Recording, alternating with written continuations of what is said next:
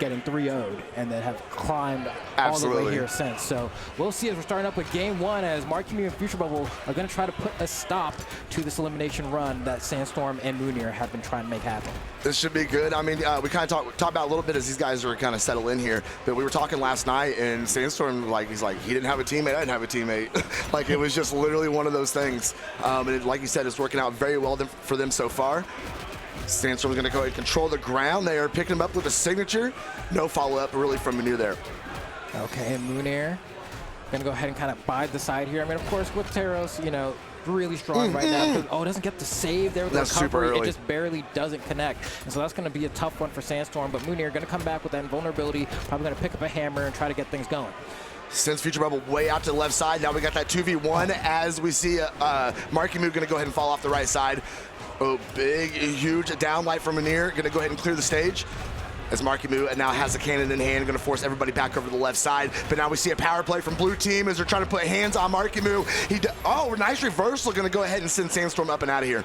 All right, you can see right now Mounir trying to come down with the side air. That down sig doesn't hit Futurebubble. I don't know how, to be honest. That side air from Marckiemoo is going to catch onto Mounir. Mounir's going to fall again. Extremely early stock and a team combo and the pass back and the stock as we see a beautiful 2v1 conversion during that downtime. And they almost extended into another there onto Mounir. Mounir's been falling so fast, and Sandstorm as well. I mean, the 2v1 combo you can't do much about, but at least they're able to find something there. A double wipe to make things a little bit closer. If they're able to get Marckiemoo now we can have a 2v1 setup. Yeah, right now it's just Futurebubble having that whole stock advantage over everyone on the map as they're putting up some good damage on Sandstorm as he gets caught in that 2v1 situation there. Sandstorm drops back to the right side. Little team combo for blue team there. Mounir not quite enough momentum to send Futurebubble out of here off that stock, but they've got him way close to knockout range.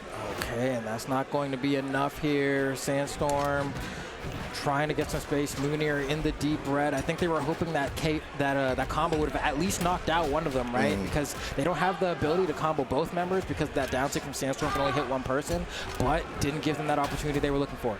This actually is not too bad for blue team right there. So if we put Sandstorm in the situation now, he is kind of getting down to red here, but if they can just hold it, get that stock out of here, this is very, very doable for both teams here.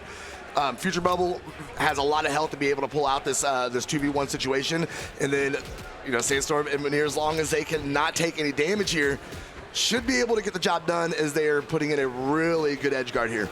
Yeah, if you're Futurebubble, you have to be able to get Mounir, but he's going to make it as difficult as possible, and they are weapon-starving Futurebubble as well. Perfect Odin spawn right there to be able to get that, but still not going to be enough. Beautiful interrupt from Mounir as well. Beautiful interruption.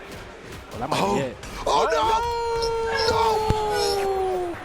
Bro, look, Marckiemoo can't believe it. Marckiemoo looks so surprised right now. No. Okay, all right. So we're gonna go ahead. I'll say it as we look at this replays. That's a throw. That is a throw. That's a throw and a half. Mounir did not play his half of the team that game, losing those two stocks very early, and then just absolutely sending his teammate out of the game. That is a very, very rough. Oh God, we really had to watch it again. Production, that's rough. That's rough. That is a one way to lose a game number 1. We're gonna see if we can get some sort of rally and some sort of commitment from Mounir here in game number 2. Yeah, I mean, at this point, you just got to walk it off. I mean, even look at their faces when that happened. I mean, they just kind of laughed about it, right? What else are you supposed to do? I mean, that's just the way things are. It is what it is, and you got to move on. But hopefully that's not sitting too far in the back of their head, because realistically, I mean, they had that game pretty much won. And honestly, maybe they shouldn't have let it get that close to begin with. So they're going to try to win even harder here as Mounir and Sandstorm are trying to regain their bearings, as Marckiemoo and Futurebubble really know how to capitalize when they find these openings. And I'm glad you pointed that out, because it is a really good observation that even with the big mistakes we saw from Mounir in that game, it was still super, super close. Yeah. So it kind of makes me a little worried for this red team if Mounir is able to have a decent game here and get things back together. Get in sync with Sandstorm, as Sandstorm is actually the first to drop in game number 2. Yeah, that one's a tough spot because Sandstorm was charging that down sig and Mounir was standing in front of him, and he was just waiting for him to not be in the way, and that also gave the Marckiemoo and Futurebubble so much more time to get the punish. Similarly, Mounir didn't have a weapon in hand either, so he couldn't weapon throw to stop it from happening. I like that weapon throw, stopping the momentum. Ooh, Marckiemoo reaching out there just in case he had to put hands on Futurebubble to protect him. Oh, nice combo. Oh, very nice. Chase dodge as well. And really able to extend it. And Mounir now kind of doing a good job here. Kind of comes in a little early, right? Like that's what we've noticed. That's how they lost the last game. Is Sandstorm, you know, going for these boot strings, and it seems like Mounir maybe not too familiar with when Sandstorm's done, runs in to try and get a punish. Not real sure how to get those follow-ups off of that weapon, but they seem to be in better stride here in game number 2 for sure. But things are still super close, and I say that as Sandstorm is sitting down to his final stock. Oh, and Marky drops that delay recovery. Huge drop. Gives him another opportunity to get more damage here, but not that much more as the recovery's going to hit. Sandstorm getting comboed here. Oh, almost get him off the top there, but luckily that NSIG from Onyx sends more to the side than it does send up. Oh, Marckiemoo is going to get sent down, put him on his last stock. Futurebubble trying to hold on to this, see if we can get any more bonus damage after it. Mounir going over, putting that axe all over Sandstorm again, and that's big damage coming off that Taros. Yeah, they're just having too much of an issue of stepping on each other's toes. Luckily, Sandstorm's able to survive that, and thank goodness, too, because that was his last stock, but they really need a huge conversion here to make things happen. Absolutely. See if they can try and focus in some damage on this red team. Futurebubble, though, still keeping control of the stage. Going to step back. They're trying to stay out of the way. Nice side stick from Mounir is going to clear the stage, send Marckiemoo all the way off. A second one's going to follow it up. And now we have the 1v1 between Futurebubble and Mounir. Okay, and Mounir can definitely do this, especially considering how things started off there. I think Mounir actually really did carry his own, making sure that this last game is going to end closely, but he gets that side light, he doesn't get the nair, gets a punish right there, and Futurebubble just mashing out signatures. And honestly, like, sometimes that's what you got to do, right? Absolutely. Like, especially in a situation like that where you can tell that, like, Mounir needs to get damage first, right? So he's looking for opportunities to rack up that damage, and if your answer is just, I'm going to keep attacking and make him think I'm not scared of him, sometimes you just get the game. And especially when you have such a speed advantage in that situation going up against Taros, definitely, you know, it's kind of a good strategy. Throw out those really fast signatures, try and catch a lucky hit and send them packing.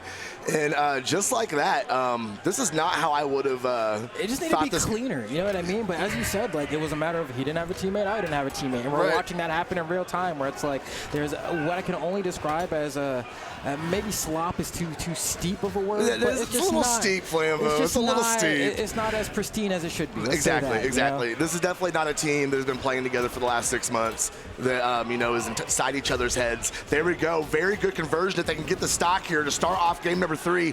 Maybe put some life back into their elimination side run here. Futurebubble, okay, nice little 2-piece coming off stage. Marckiemoo going to follow it up. Sandstorm coming up from behind, or from underneath, going to clear it out. Yeah, we do have a swap over to Ogrim from Mounir from the Taros. We'll see if that really matters much. I mean, at this point, Mounir just ends up losing his first stock really quick, and we know that Marky and Futurebubble are just such a strong team here that it's like, you know, if you're making these legend swaps, you got to be dang sure, because look, down sig coming out from Marckiemoo, man, just to get one. Mounir trying to force him off the corner. They're stuck on this ledge here, and Sandstorm's not using a weapon that has the range to force him out the corner. Luckily, able to get double KO. That's the wipe they're looking for, and now a slight lead for the blue team, but they need to be consistent here about these leads. You know what I mean? This is like the last time they got a lead, they lost the game. Absolutely. No, it was a really good job from Mounir over there on the right side. Did a great job using the range of that axe to be able to just kind of, as you see that stock come off, to be able to kind of thread that needle in there and clear just enough space to get him and his teammate back up on the stage and try and make some sort of rally here. As Mounir is on his final stock, Sandstorm finally coming off his first. Yeah, this is looking rough. And we saw Sandstorm dash over to the left side of the stage, just trying to help and save Mounir, but was just never in a position where he could really do anything about it without putting his stock at risk.